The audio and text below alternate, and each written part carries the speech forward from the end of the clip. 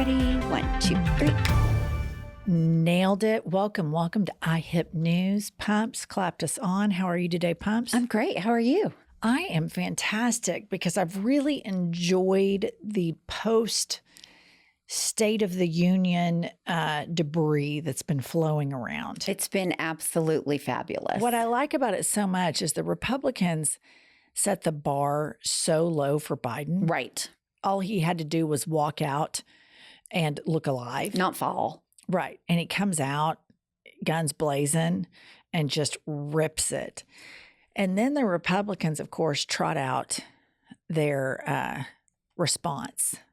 As impressed as I was with Biden's State of the Union, I think my biggest takeaway is the response.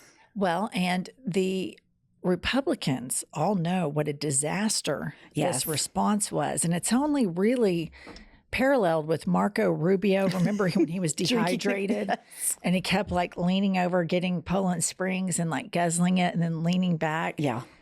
This is worse. Yeah, way worse. So Senator Katie Britt from Alabama has sent out an email asking for money. Of course. Which all politicians do, both sides. It's just the grift is so much more fun when it's on the Republican side to read it. It's so much more jaw-dropping. So I want to do a dramatic reading of Senator Britt's plea for money. Let's hear it. Post State of the Union. There she is. There she is, Mrs. Waterford. Okay. They attacked my character. They attacked my faith. They attacked my identity as a mother and a wife. My heart is broken, not just for myself, but for my children, your children, oh, for God's sake, and the entire next generation of Americans. Why? Because I didn't prepare a 20-minute speech to stand up to Biden in front of millions of Americans for me. I did it for them. Mm-hmm. I did it for you. I did it for your children, friend. Friend, they're not just laughing at me. They're laughing at every single American who dares to stand up to their radical agenda. Every patriot who fights to defend their American dream. I'll tell you what I've just fucking had it with is all these people that fuck up held to account and then they say, oh, well, they're doing it for you. She embarrassed herself on national TV for me. She did it for your kids. Right. She did it for you. Yeah. And for your kids, patriot. Right. I mean, throwing out the patriot, you always know it's they don't believe in democracy when they start throwing the patriot word around. I mean, I have so had it with the patriot bullshit. It's just a huge red flag. It really is. If your whole identity is that of being a patriot and you have not served in the armed forces, I think it's a little weird. I do too, especially when you support someone that tried to overthrow democracy and wants to do it if he gets in office again. So you can't get to do that. You don't get to have both. You see, her heart is broken. Her heart is broken because she looked like a dumb shit. And she says, my heart is broken not just for myself, but for my children. And here's the deal, Senator Britt. When you choose to put yourself out, you choose to invite criticism into your life. When we started our podcast and our YouTube channel, guess what? We get a lot of criticism from it. But you don't see us whining about it, saying they're really coming after our viewers. Right. Which is bullshit because Pumps and I, at the end of the day, could choose not to do this. And there is no bigger stage on the planet that invites criticism into your life than running for United States Senator, President, Congress, whatever. Absolutely.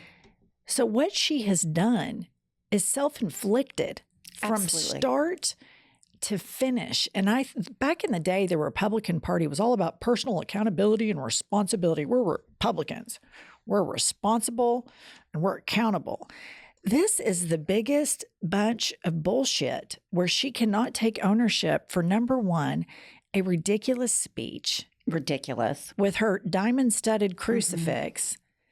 And it was embarrassing for herself, for her children, for the Republican Party, and for the United States of America. And there's only one person to blame, Katie Britt, and that is you. That's right. Katie, you did it. You could have told your advisors, no, I don't think sitting in an empty kitchen is a good look. I don't think that ridiculous cross is a good look. But you didn't. You went both feet in, teared up, lied, sexy voiced, the whole nine. And here's the thing. She says that she's fighting for every single American. And here's the difference between the side that she fights for and the side that we fight for. The side that she fights for, when they win, people are denied rights. Correct. The side that we fight for, when we win, people gain rights, and none of those rights affect her or her children or her patriot friends. Right. They are not affected. That's the difference. When this handmaid, this Mrs. Waterford from The Handmaid's Tale, gets what she wants, marginalized groups suffer. All right, speaking of batshit crazy Republican politicians, I would like to, and grifts, I would like to draw your attention to the governor of South Dakota, who bizarrely rolls out an infomercial for a dentist. And I would just like to say, as crazy as that sounds, it is so on brand for today's Republican Party, and she is on Trump's short list to be his VP. And again, I want to remind you and the viewer, she is a current sitting governor of the state of South Dakota, and she rolls out this. Well, hi, I'm Kristi Noem. I'm the governor of South Dakota and had the opportunity to come to Smile, Texas to fix my teeth, which has been absolutely amazing. For years, I have needed to have an adjustment to my teeth from a biking accident, and they have been absolutely phenomenal. For me, being able to have a confident smile and have my teeth be something that's not a distraction, but actually is appealing to people will be helpful, because I think that it'll make sure that we're focused on really the right points that I want to make. I don't know if she's clearly been paid for this. 100%. My question is, are there no dentists in South Dakota? Why did she have to go to Texas? The whole thing is so bizarre, yet at the same time, it makes perfect sense in the world of today's Republican Party. It's right on brand. Sitting governor is grifting for a Texas dentist because I think she said her teeth are screwed up because she worked on a farm, and all these other weird non sequiturs as to why she doesn't have good teeth. And she went to Texas, and this dentist helped her get great teeth. And my guess is that dentist paid her a lot of money to do that ad. Well, I mean, I don't think it has anything to do with her teeth. Obviously, that dentist did. And obviously, this is just what the Republican Party is today. Like, recently the GOP the RNC was taken over by Lara Trump.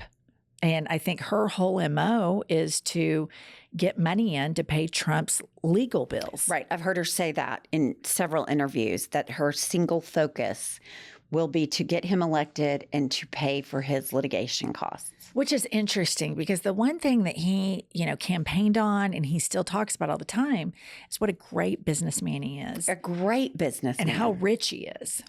Billions and billions and billions. Yet it's just a constant grift from the stakes, the university. You did it a few episodes ago, all the grifting that he does. And it's amazing to me that he has to pay all this money. He just had to post a 91 point something million dollar bond for defaming a woman that he sexually assaulted and defamed. And he couldn't come up with the money. He's so rich that he couldn't come up with the money to pay the bond. He had to use a bonding surety company to do that. So with this almost $500 million that he has to post in 2 weeks, I'm anxious to see If he's so rich, he has to bond that out too. Doesn't he stiff his lawyers a lot? He stiffs his lawyers all the time. In fact, in Rudy Giuliani's bankruptcy, he owes Rudy Giuliani over $2 million, which he'll never pay. Right. But yet he's talking about NATO people not paying their bills. Right. I'm like, you don't get to talk about people not paying their bills. Right. You're well known for not paying your bills. I think that the campaign, even they go into these cities and they're supposed to pay the city for the security. Right. And they don't. Yeah. And then you pointed out something the other day when we were off camera that everywhere Trump goes, he goes with a motorcade. Everywhere he goes with a motorcade. We saw Bill Clinton getting a book at a bookstore the other day. No motorcade. One Secret Service person. Right. I mean, the guy is just an egomaniac, narcissistic fool.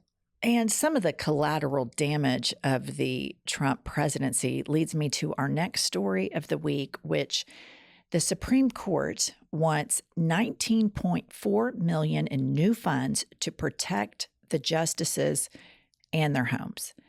And so what I have to say about this is, of course, they are, the Supreme Court of the United States of America. Security should be important. But if that's a tit, then the tat to that would be, who is going to protect us from you, from the Supreme Court? It's a great point. Where can we request money? Where can Kate Cox from Texas, who had to flee her state for life-saving medical care, who can she ask for money for protection from the Supreme Court? Since they always, make sure the gun lobby and big corporations are protected over individuals, where do individuals go? So in saying that they want security, you would think that maybe they might be able to find some empathy for regular, everyday people to be protected from the corporations that the Trump court constantly gives more rights to than human beings. Now, I don't know where we file such a complaint. I don't think there is. Here's the deal. If we're going to tit for tat, I would just tat for a rule of ethics that's enforceable. I mean, my requests are small. That's the thing with the Supreme Court. We voted, this is a minority-appointed Supreme Court. Right. This is not a court of the people. And they're acting like they have a frickin' mandate, and they don't. This is a minority, Trump, batshit, lawless court with all sorts of unethical behavior going on. And so just kind of had it with them. All right. Lastly, this is another story that just gets in my craw. Trump goes around and he does all these rallies all the time. And it's just a never-ending lazy Susan of batshit crazy statements that this man says. It's unbelievable. And so here's just, I could start talking about it now and not end until the end of this campaign season. That's how much crazy shit this man says. But something I think we need to talk about is that he is referring to the criminals that beat up cops on the January 6th insurrection that have been tried in a court of law and found guilty and that are now serving time. He is now referring to them as hostages. And I quote, he says, "My first acts as your next president will be to close the border, drill baby drill, and free the January 6 hostages being wrongfully imprisoned." It's unbelievable. Like, that statement alone is disqualifying enough.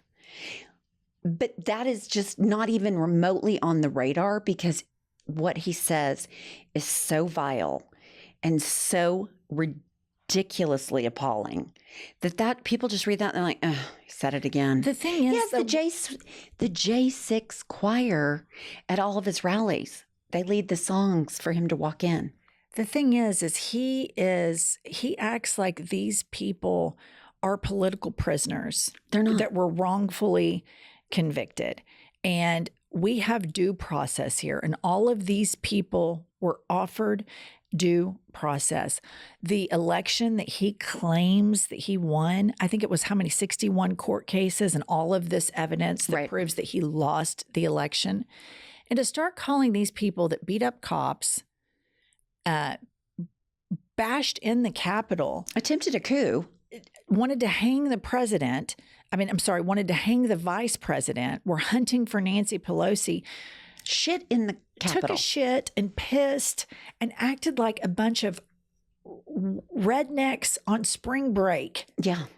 The fact that he's empowering this behavior is so incredibly dangerous. In Brazil, they had the same thing happen. And guess what? The public was outraged. The press reported on it properly. They put in a new government. And all of these people, like it's done. It's over with. It doesn't live on. And the Brazilian president is exiled, and guess where? Mar-a-Lago. Florida. Well, and you just saw that the president of Hungary, A dictator. a dictator who is Putin's BFF, goes to Florida. He comes to the United States. He doesn't come to visit the president of the United States. I would hope he wouldn't be invited. He comes to visit a man who basically is a mental patient escapee Right. at Mar-a-Lago, wherein they all say if he wins, they will no longer help Ukraine. And so this is so incredibly dangerous. And you have all of these Americans. I mean, I would say that the portion of Americans that are full-blown Trumpers is probably 30%. From what I've read, it's not half the country. There's about 30% cuckoo for Cocoa Puffs, and they're gone. They're never going to get better. There's no way you're ever going to be able to walk them off the ledge. I mean, this is full-blown cult indoctrination. But to start referring to the people that have been found guilty of all sorts of crazy-ass crimes for this man, Donald Trump, and he starts calling them hostages, it's ridiculous. It's so disqualifying, in my opinion. I mean, that kind of behavior and language is disqualifying. Imagine if Biden started saying he needed to release people in the penal system for no reason. Here's all you have to do. Imagine that all of the people on January 6th were Black. Right. And it was for Obama. Mm-hmm. And then Obama started campaigning again, and he said he was going to release the hostages. The racism would be so through the roof. And I know we're not supposed to play whataboutism, but to me, it's important to draw this parallel because what Trump is doing and continues to do is peak white supremacy. Absolutely. And at the root of this movement is white evangelicalism, which is rooted in racism and homophobia and misogyny. That Absolutely. is the root of this driving force. And we've had it. I've had it with Trump. I've had it with the governor Mrs. from Waterford. South Dakota and her. Teeth from Texas. It's nuts. I've had it with the Supreme Court. So, here's the thing. The reason why we started this news channel is we're not going to be short on crazy shit to talk about. No, it just keeps coming. It's the gift that keeps on giving. And here's the thing. Like, I used to think, okay, they're all boomers. They're going to die off. Like Kristi Noem is probably younger than you and me. She's in her 40s. Right. Katie Britt is way younger. Yes. And I wanted to add this. I forgot to say this earlier. I cannot listen to her talk about sex trafficking when she is supporting and has her lips firmly planted on the ass of a convicted rapist. Right. Because Trump has been found guilty or found liable by a jury in a civil case of raping someone. Furthermore, the story that she spoke about was all a lie. No, it wasn't a lie. The story actually happened, but not to her. The circumstances surrounding it wasn't during Biden's presidency. It wasn't in America. It was in Mexico, blah, blah. But she started making these parallels that somehow Biden was responsible for this. Right. And all of that. And that she talked to the lady personally. And she did not. And she did not. She sucks. She sucks. They all suck. Kristi, whatever, sucks with her. But her teeth look great from Texas. Her Texas teeth look fabulous. And I mean, of course, Donald Trump sucks and all of his supporters suck. Quit trying to this. We need to reach out. We cannot help them. They're too far gone. But here's the difference. The laws that our side will pass will not affect their life. the laws that they want to pass will affect everybody's life. Correct. Because Right. they want us all to live the way they want to live. Right. There's no question about that. They want to take away rights. All right, listen, join us on Patreon. We have a lot of stuff going on over there. We have a normal podcast. I've had it that comes out Tuesdays and Thursdays. We've got merch. We're on tour. Pumps, tell them. We will see you when we feel like it.